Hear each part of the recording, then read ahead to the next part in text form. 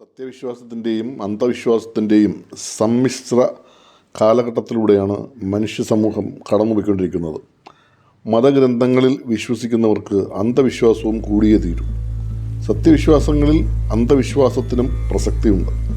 പിശാചും ശൈത്താനും മാടനും യക്ഷിയുമൊക്കെ സത്യവിശ്വാസങ്ങളുടെ പിന്നാമ്പുറങ്ങളാണ്.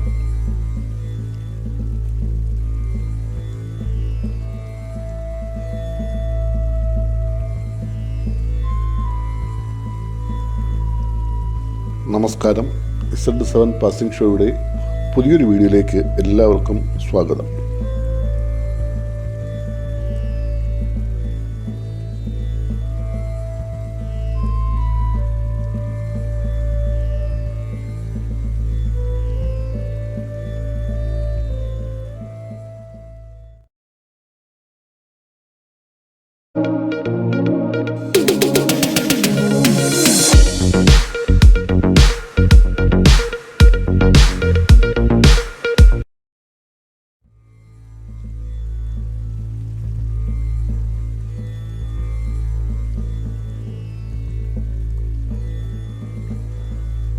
ഖുർആനിൽ വിശ്വസിക്കുന്നവർക്ക് ശൈത്താനെ അകറ്റി നിർത്തേണ്ടതുണ്ട്.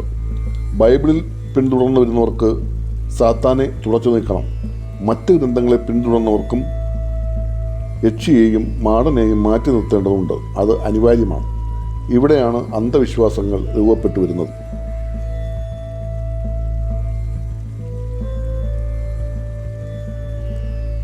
അന്ധവിശ്വാസങ്ങളും ബലികർമ്മങ്ങളും എവിടെ നിന്ന് വന്നു എന്ന് അന്വേഷിച്ച് നമ്മൾ അധിക ദൂരം പോകേണ്ടതില്ല.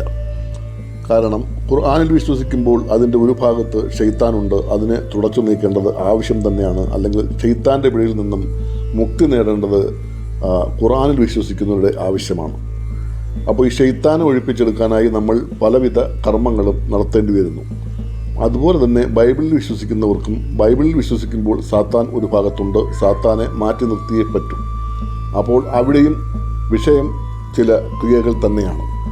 മറിച്ച് ഹിന്ദു മതത്തിലേക്ക് വരുമ്പോൾ അവിടെ വരുമ്പോഴും നമുക്ക് കാണാനാകുന്നത് മാടനും യക്ഷിയും ഒക്കെയാണ്. ഇവരെയും അകറ്റി നിർത്തേണ്ടത് ആ മതത്തിൽ വിശ്വസിക്കുന്നവരുടെ ആവശ്യം തന്നെയാണ്. ഇവരെയൊക്കെ അകറ്റാനായി നമ്മൾ പലവിധ കർമ്മങ്ങളും ചെയ്യുന്നു.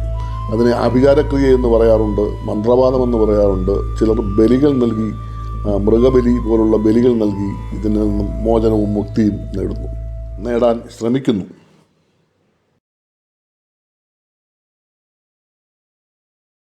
അന്ധവിശ്വാസങ്ങൾ രൂപപ്പെട്ടു വരുമ്പോൾ ബലികർമ്മങ്ങളും ദാനകർമ്മങ്ങളും ആഭിചാരക്രിയകളും മന്ത്രവാദങ്ങളുമൊക്കെ മുറ പോലെ കടന്നു വന്നേ മതിയാവും. സത്യവിശ്വാസവും അന്ധവിശ്വാസവും കെട്ടുമിണഞ്ഞു കിടക്കുന്ന ഒരു അവസ്ഥയാണുള്ളത്. അവരവരുടെ യുക്തിക്കനുസരിച്ച് ജീവിതം മുമ്പോട്ട് നീക്കുകയേ നമുക്ക് മാർഗമുള്ളൂ.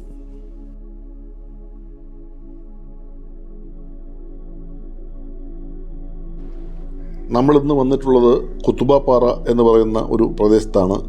ഇത് കൊല്ലം ജില്ലയിലെ അഞ്ചലിനടുത്ത് തടിക്കാട് എന്ന് പറയുന്ന സ്ഥലത്ത് തടിക്കാട് ജമാഅത്തിൻ്റെ കീഴിൽ പ്രവർത്തിക്കുന്ന ഒരു പുണ്യസ്ഥലമാണ് ഖുത്ബ പാറ.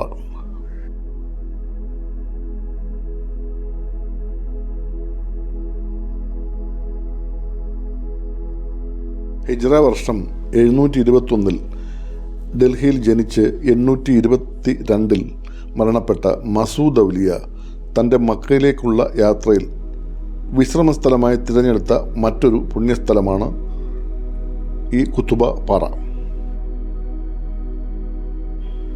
മസൂദ് ഔലിയ തൻ്റെ യാത്രക്കിടയിൽ തിരഞ്ഞെടുക്കപ്പെട്ട എല്ലാ സ്ഥലങ്ങളും പിൽക്കാലത്ത് അത് പുണ്യസ്ഥലങ്ങളായി രൂപപ്പെട്ടു വരികയാണ് ഉണ്ടായിട്ടുള്ളത്.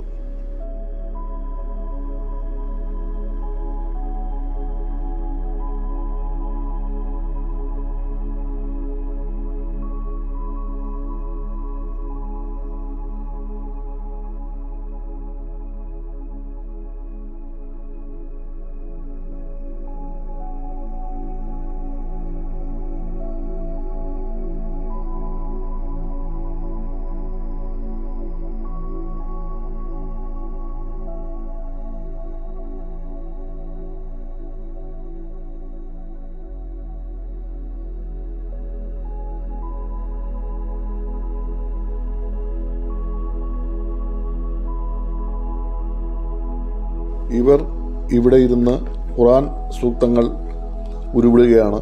അവരുടെ ഏതോ നേർച്ച ആവശ്യത്തിന് വന്നിട്ടുള്ളവരാണ്. അതും ഇവിടെ നടക്കാറുണ്ട്.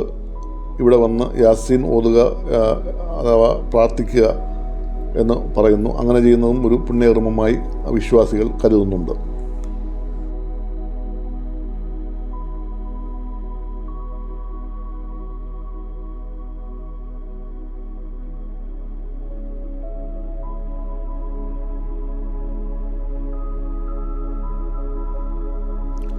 മസൂദ് അവലിയുടെ യാത്രയിൽ ഒറ്റക്കൽ, കുളത്തൂപ്പുഴ ചന്ദനക്കാവ്, പത്തടിയിലെ അടപ്പുപാറ, വിളക്കുപാറയിലെ ഇളവറാംകുഴി, പിന്നെ ഈ ഖുത്വ പാറ, ഇങ്ങനെ നിരവധി സ്ഥലങ്ങളിൽ അദ്ദേഹം വിശ്രമസ്ഥലമായി നിരവധി സ്ഥലങ്ങൾ തിരഞ്ഞെടുത്തതിൽ ഒന്ന് മാത്രമാണ് ഈ തടിക്കാട് ജുമാഅത്തിൽപ്പെട്ട ഖുത്വ പാറ.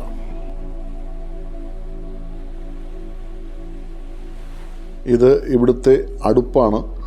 ഇവിടെ പലരും നേർച്ചകൾ നേർന്ന ശേഷം ഇവിടെ സാധനങ്ങൾ കൊണ്ടുവന്ന് പാചകം ചെയ്ത് നൽകാറുണ്ട്. വിശ്വാസികൾക്കും നൽകാറുണ്ട്, പരിസരവാസികൾക്കും നൽകാറുണ്ട്. ഇവിടെ പായസം, മറ്റ് പലഹാരങ്ങൾ കൊണ്ടുവന്ന് വിതരണം ചെയ്യുന്നുണ്ട്. കോഴിയെ കൊണ്ടുവന്ന് ബലി അറുത്ത്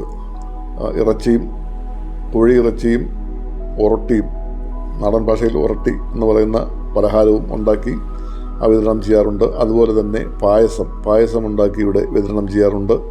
അങ്ങനെ പലതരം നേർച്ചകൾ ഇവിടെ നടത്താറുണ്ട്. അതാണ് ഇവിടുത്തെ ഒരു പ്രധാന പുണ്യ പ്രവർത്തനം. ഇവർ പായസമായിരുന്നു നേർച്ച നേർന്നിരുന്നത്. അങ്ങനെ പായസം വീട്ടിൽ നിന്നും തന്നെ പാചകം ചെയ്ത് കൊണ്ടുവന്ന് ഇവിടെ വിതരണം ചെയ്യുകയാണ്. അതും ഒരു നേർച്ച വിഭവമാണ് പായസവും.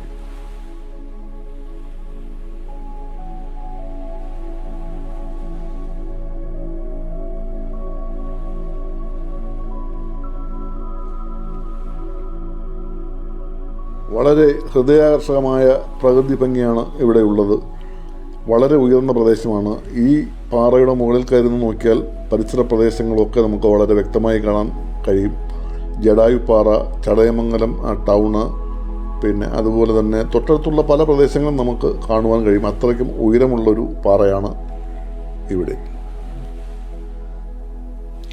അദ്ദേഹം തൻ്റെ യാത്ര വേളയിൽ തിരഞ്ഞെടുക്കപ്പെട്ട വിശ്രമസ്ഥലങ്ങളൊക്കെയും പിൽക്കാലത്ത് പുണ്യസ്ഥലങ്ങളായി മാറിയിട്ടുണ്ട്. മുമ്പ് ഞാനൊരു വീഡിയോ അടപ്പുപാറ മഹലറയെക്കുറിച്ച് ഇട്ടിരുന്നു. അവിടെയും ഒരു പുണ്യസ്ഥലം തന്നെയാണ്. അപ്പോൾ ഈ തിരഞ്ഞെടുക്കപ്പെട്ട സ്ഥലങ്ങളിലൊക്കെ എന്തെങ്കിലുമൊക്കെ പ്രത്യേകതകൾ നമുക്ക് കാണാനാകും. അതിലൊന്നാണ് നമ്മളിവിടെ കാണുന്ന ഈ പാറ.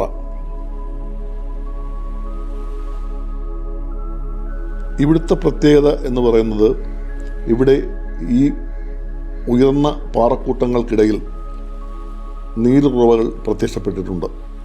ഒരു 4ഓളം നീരുറവകൾ നമുക്ക് കാണാനാകും. ഇതിൽ 2 നീരുറവ ഒരിക്കലും വറ്റാറില്ല എന്ന് ഈ പ്രദേശത്തുകാർ അവകാശപ്പെടുന്നു.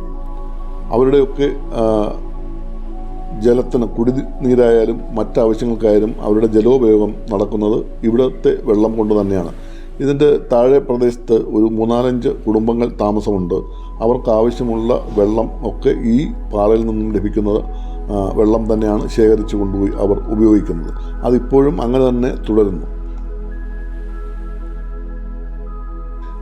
ഈ നീരുറവകളിൽ നിന്നും ജലം ശേഖരിച്ചു കഴിഞ്ഞാൽ അത് വറ്റുകയും തുടർന്ന് വീണ്ടും തൊട്ടടുത്ത ദിവസം വീണ്ടും അത്രത്തോളം തന്നെ ജലം ഊറി വരികയും ചെയ്യുന്ന ഒരു അത്ഭുത കാഴ്ച ഇവിടെ ഉണ്ട്. അപ്പോൾ ഈ പ്രദേശത്ത് താമസിക്കുന്നവർ ഇവിടെ നിന്നും ജലം വൈകുന്നേരങ്ങളിൽ ഊറ്റിക്കൊണ്ടുപോയി കഴിഞ്ഞാൽ തൊട്ടടുത്ത ദിവസം രാവിലെ വീണ്ടും ഇവർക്ക് ആവശ്യത്തിനുള്ള ജലം ലഭിക്കുന്നു. അതൊരു വലിയ അത്ഭുതമായി തന്നെ ഇവിടെ ഉള്ളവരും പരിസരവാസികളും ഇവിടെ കാണാൻ വരുന്നവർക്കും അനുഭവപ്പെടുന്നുമുണ്ട്.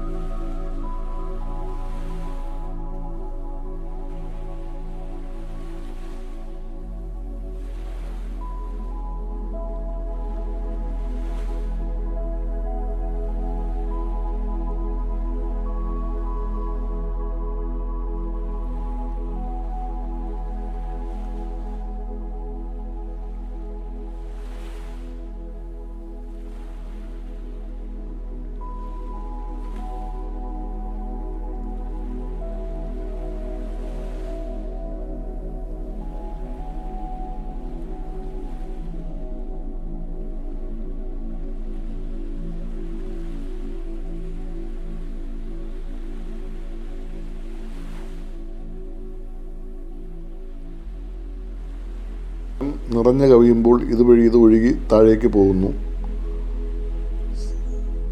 ഒപ്പം തന്നെ ഇത് എപ്പോഴും മൂടി ഇടാറാണ് പതിവ്. കാരണം ഇതിലേക്ക് ഈ ഇലകളും മറ്റും വീണ് വെള്ളം കേടാകാതിരിക്കാനായി ഇതെപ്പോഴും മൂടിയിടുകയാണ് പതിവ്. ആവശ്യമുള്ളപ്പോൾ മൂടി നീക്കിയ ശേഷം വെള്ളം എടുത്ത് ഉപയോഗിക്കുന്നു.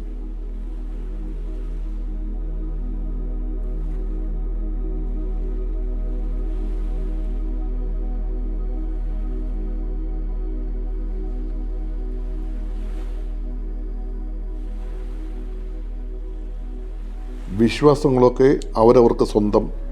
അവരവരുടെ യുക്തിക്കനുസരിച്ച് വിശ്വാസങ്ങളെ രൂപപ്പെടുത്തിയെടുക്കാം. വീഡിയോ കണ്ടതിന് നന്ദി. മറ്റൊരു വീഡിയോയുമായി വീണ്ടും വരുന്നതുവരയ്ക്കും ബൈ ബൈ.